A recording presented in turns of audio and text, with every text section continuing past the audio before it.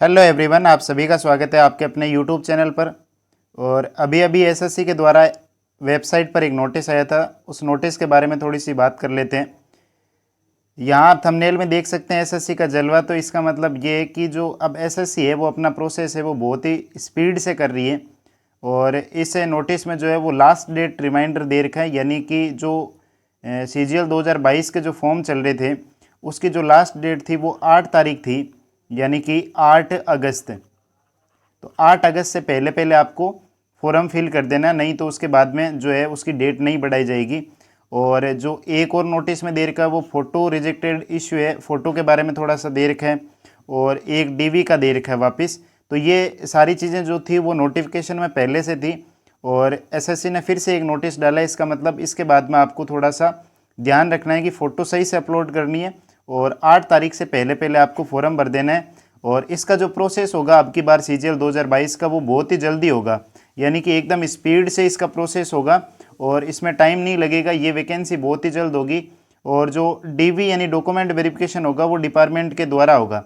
अभी हम देख लेते हैं नोटिस में क्या क्या है, फिर मैं फ़ोटो का भी दिखा दूंगा कि फ़ोटो आपको किस तरीके से किस में अपलोड करनी है उसमें। तो ये एसएससी की जो वेबसाइट थी, एसएससी की वेबसाइट पर अभी अभी इसमें नोटिस डाला गया। तो नोटिस का मैं एक बार दिखा देता हूँ कि इसमें क्या क्या आपके पॉइंट दे रखे थे। उस पॉइंट पर आपको विशेष तौर पर ध्यान देना है। जो आपके इशू थे वो इसमें हाईलाइट किए गए हैं। तो यहाँ पर जो नोटिस में जो पहला दे रखा है, पहला तो ये दे रखा था कि ये नोटिस है। नोटिस में जो पहला पॉइंट था कि जो क्लोजिंग डेट है एप्लीकेशन की, यानी कि सीजीएल 2022 के जो फॉर्म है वो 8/10/2022 से पहले पहले आपको जो है वो सबमिट करने हैं। ठीक है। इसके बाद में यहाँ पर साफ लिखा हुआ है कि इसके बाद में जो है वो डेट को एक्सटेंड नहीं किया जाएगा। पहली चीज़ तो ये दे रखी है इसमें। उसके बाद में अगर मैं दूसरे पॉइंट पर चलूँ तो दूसरे पॉइंट में यहाँ पर ये दे रखा है कि जो नोटिस आया था यानी नोटिफिकेशन आया था उसमें जो है वो सीजीएल 21 की तुलना में सीजीएल 22 में जो पैटर्न में चेंज हुआ है उसको आप पहले गो थ्रू कर लें और फिर आप एसएससी के लिए अप्लाई करें। यानी कि आपको सीजीएल 21 का पैटर्न नहीं है, सीजीएल 22 का जो पैटर्न दे रखा है उसके अकॉर्डिंग का है। और तीसरा जो आपका पॉइंट है वो है डॉक्यूमेंट वेरिफिकेशन से संबंधित, यानी कि जो डीवी है यानी डॉक्यूमेंट वेरिफिकेशन है वो अब जो है वो एसएससी नहीं करवाएगा।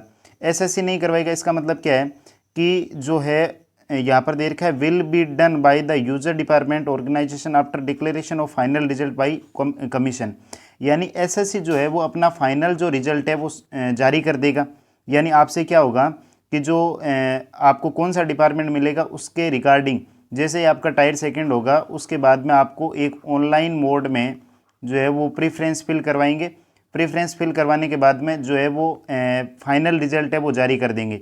फाइनल रिजल्ट जारी करने के बाद में जो आपको डिपार्टमेंट अलॉट होगा उस डिपार्टमेंट में ही आपके डॉक्यूमेंट वेरिफिकेशन होंगे।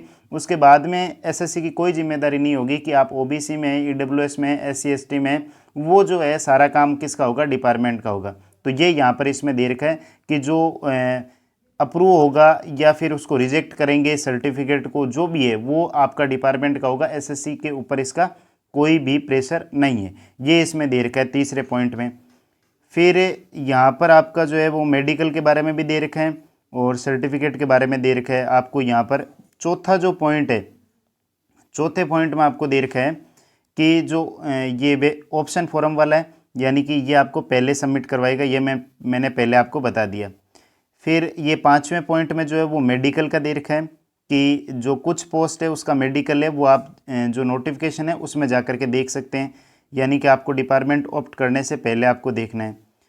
फिर उसके बाद में जो और दे रखा है इसमें और कुछ भी नहीं है। यहाँ पर जो इन्होंने जो दिया है यहाँ पर 7 नंबर पॉइंट में, तो 7 नंबर पॉइंट में इन्होंने दिया है फोटोग्राफ का, यानी कि जो फोटोग्राफ है uploaded on the application form it should be specified size and dimension without spectacles and cap not having side profile ATC.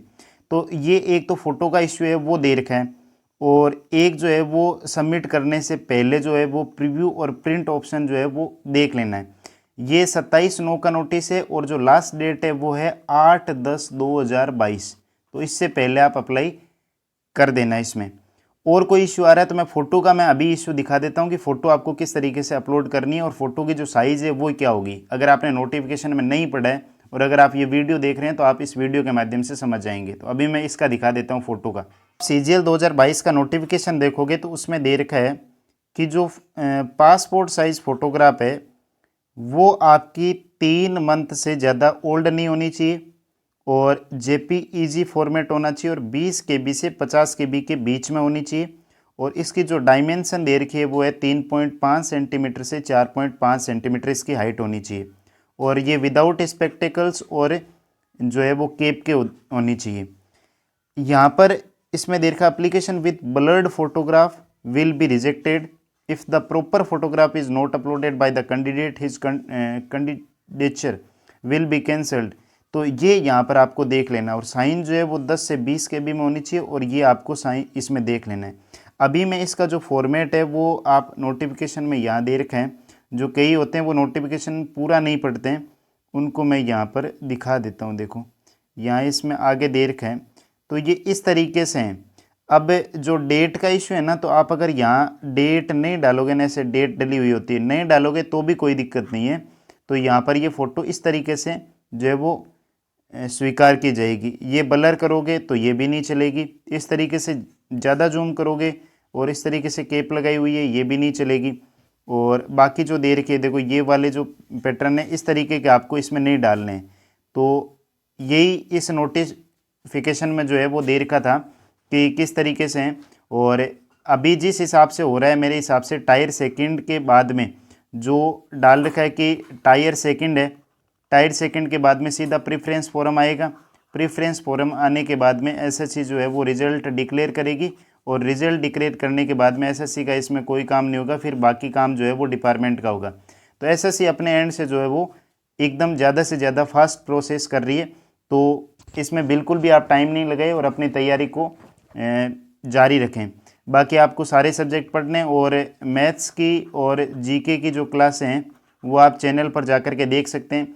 मैंने परसेंटेज की क्लासें डाल रखी है और कुछ करंट अफेयर के वीडियो इस चैनल पर डाल रखे हैं और बाकी और कोई भी आपको इन्फॉर्मेशन चाहिए वो इस चैनल के माध्यम से मैं प्रोवाइड करवा देता हूं। तो आज के वीडियो में बस इतना ही था, बाकी मिलते हैं आगे के वीडियो में। Thanks for watching this video.